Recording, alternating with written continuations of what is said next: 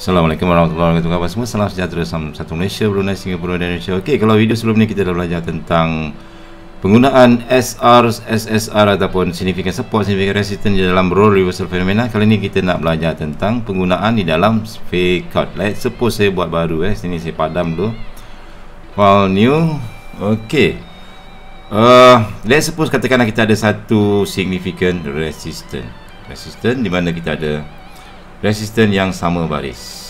Kita dah belajar bahawa resistance yang sama baris biasanya dia akan jadi significant resistance. Kalau kita letak satu line kat sini, lebih kurang sama baris.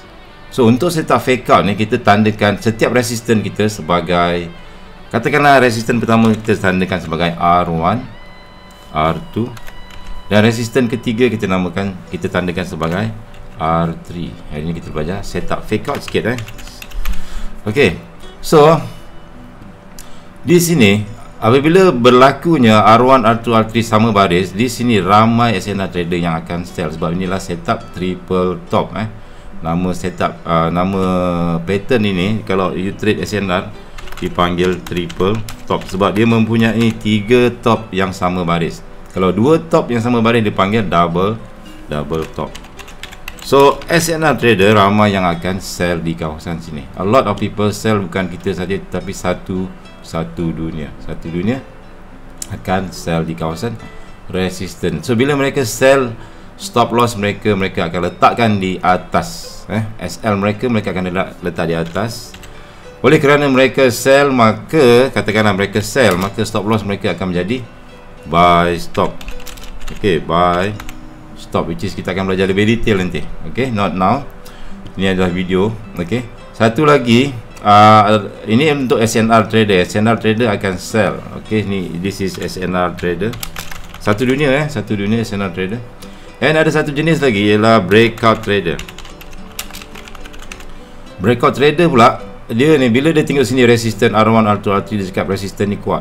So kalau price break ke atas, mesti price terbang ke atas. Okay, right. So apa mereka buat ialah mereka akan letak order buy stop. Ini adalah breakout trader. Mereka akan letak order buy stop. So kalau you perhatikan di sini, ada banyak order buy stop di atas daripada kawasan resistance kita. So ada banyak order buy stop breakout trader dan juga buy stop ataupun stop loss daripada SNR trader. So ini memberi peluang kepada big trader ataupun jerung-jerung Soros and the gang whatever untuk letak order sell limit di sini. Mereka akan letak order sell limit sini untuk fillkan dia punya order sebab jerung-jerung ni Soros and the gang semua dia punya lot besar-besar. I mean bila dia punya volume tu sangat besar, mereka perlukan banyak order something like this. Ini bahagian dipanggil liquidity. Kita akan belajar lebih detail tentang liquidity. So biasanya price akan naik ke atas laju and then akan turun bawah balik, fill order daripada big trader, and then price akan terjun ke bawah. So dekat mana dia nak stop ni? Dekat atas ni. Kita akan try sell dekat kawasan sini. Okay, kita akan try sell dekat kawasan sini sebab kita dah ada setup fake out. Ini namanya setup fake out sebab ianya adalah the fake breakout. Price break resistance R1, R2, R3. Dia buat breakout, tetapi dia fake. Fake tu maksudnya dia tipu. Lepas dia break, dia terjun ke bawah. So fake breakout dia jadi fake out ataupun fakey. So inilah setup fake out, merangkap ramai retail trader macam kita. Okay, so bila price naik ke atas and then terjun ke bawah, so ramai yang kelang kabut. Right, so dekat mana kita nak entry sell? Entry sell kalau kita sebagai SND trader yang inform ataupun yang you dah belajar setup fake out, you boleh sell dekat atas ni. Sell dekat atas daripada kawasan R1, R2, R3 ni untuk ambil peluang sell di pucuk. So tetapi di mana? Kita kena tengok look to the left. Look to the left, you akan nampak the same thing. Perkara yang sama berlaku. Saya akan bagi contoh. You akan jumpa fake out juga ataupun you akan jumpa QM level, price naik ke atas and then terjun ke bawah. Okay, this is the same thing macam sini. So ini adalah kita punya QM level, high, low, high, low. Okay, saya tandakan sebagai QM level. High, low, high, low. Dan you perhatikan di sini. Sini pun kita ada R1 dan R2. Betul tak? Okey, R1, R2. Di sini berlaku fake out. R1, R2 price naik atas and then terjun ke bawah. Di sini berlaku juga benda yang sama. R1, R2, R3 price naik atas and then terjun ke bawah. So kita akan sell di atas. So saya bagi contoh GBP Canada H4. Kalau you tengok itu tadi, di sini kita ada significant resistance. Kita ada R1. Kalau saya tarik belakang lagi sikit, biasanya bermula daripada belakang sini. Okey. Di sini kita ada significant resistance. Kita tandakan sebagai R1. Sebelum ni kita tandakan sebagai RRR saja kan untuk significant resistance. Tapi setiap kali ni bila kita buat setup fake out, kita kena tandakan R1. Di sini adalah R2. Di sini adalah R3. Significant resistance kita dah belajar, minimum adalah 2. And then R3. And di sini adalah R4. Di sini adalah R4. Okey, R1, R2, R3, R4 sudah jadi. Kemungkinan besar akan jadi setup fake out. Okey. So dekat sini saya tulis fake out. Alright. Di sini setup fake out. So dekat sini apa jadi? Price naik ke atas, laju naik ke atas, break kita punya significant resistance, tetapi sampai atas dia turun bawah balik. So dekat sini kita standby untuk sell. Kita akan sell. Ini peluang sell untuk kita. Di mana risiko sangat kecil. Okey, tetapi di mana kita nak sell dekat sini? Kita nak sell di sini, kena tengok belakang. Tengok belakang, wajib ada benda yang sama yang macam saya lukis tadi. Okey. So di sini kita ada R1, R2. Sama benda yang sama. Kita ada R1. Sorry. And then kita ada R2, kita ada significant resistance. Dalam ni yang tengah-tengah ni pun resistance juga. And then sini kita ada support.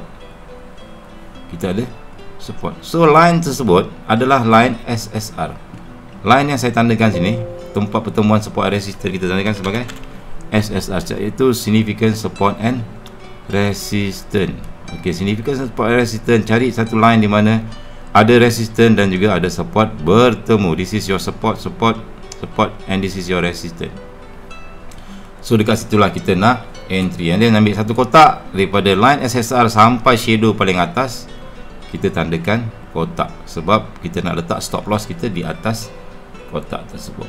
Okey. So, and then penting, make sure paling hujung di sini mesti dia adalah, katakan you ada SSR macam ni, saya lukis balik, katakanlah you ada resistance support. Paling penting kita nak cari double maru. Masa ni kita nak sharpkan entry. Let's suppose kita ada resistance, ada support, price naik ke atas and then terjun ke bawah. Di sini, di kawasan sini ni, di sini ataupun di sini kita mencari CS double maru. Double maru macam ni, dia drop and then dia drop. Candle merah. Lepas tu dia ada shadow pendek atas dan bawah. Bawah ada shadow, atas ni pun ada shadow. Ini dipanggil candlestick double maru. Dan open price second maru. Yang second maru ni kita akan belajar lebih detail nanti bab double maru. Ini adalah first maru bozu. Candle merah ni yang pertama, first. Ini adalah second maru. Letakkan price ni dekat open price second maru, tempat pertembungan kat sini. Okey. So kita punya zone di sini. Ini dipanggil CS double maru. Open price second maru ni, kalau you perhatikan, dia biasanya akan sama baris dengan resistance dan juga support. So dapat entry kat sini, floating very small. Lebih kurang berapa pip tu? But reward dah cukup bagus. Okay, so kita ada setup. So saya bagi contoh lagi, Euro USD di sini saya ada satu entry sini. Kita ada resistance. First, bila price naik, kita ada resistance sini. Resistance 1, resistance 2. Belakang ni pun resistance. So sini dah jadi significant resistance. Price naik atas laju, sama konsep. Tengok belakang, kita ada resistance and then price naik ke atas, terjun ke bawah. Di H1 sini stop loss kita di atas. Stop loss tak jauh bang, daripada sini sampai sini lebih kurang dalam 10 pip. So kalau you nak cari double maru ataupun you nak cari SSR dalam ni, apa you buat ialah you tukar pada time frame kecil. Saya tukar kepada time frame M5. Yes, think M5 ke M15. Tadi saya jumpa double maru ni. Sekejap. M1 kot. Yes, dekat sini M1. Exactly. Kita kena buat top down analysis. So di sini adalah resistance kita yang saya tandakan tadi. Resistance. Kita ada resistance kat sini. Okay, kita ada resistance di sini. And then dekat sini kalau saya besarkan sikit lagi, you ada resistance, you ada support sini, then you ada double maru. Your double maru is here. Drop and then drop. So dekat line ni lah tempat entry yang paling cantik. Kalau you perhatikan nanti dekat sini dia betul-betul touch dekat this area. Floating berapa pip ni? Okay, dalam 1 pip, 2 pip saja. Okay, so sekarang bila dah entry macam ni, apa you buat ialah you just relax, tenangkan fikiran. Stop loss 10 pip. Sekarang price dah turun sebanyak 42 pip. Dah satu nisbah 4. So you dah boleh dropkan you punya stop loss, letak break even dekat bawah. That's it. Itu je cara kita trade menggunakan setup fake out ataupun significant support dan significant resistance menggunakan fake out. Okay, hingga bertemu kembali video seterusnya. Assalamualaikum warahmatullahi wabarakatuh.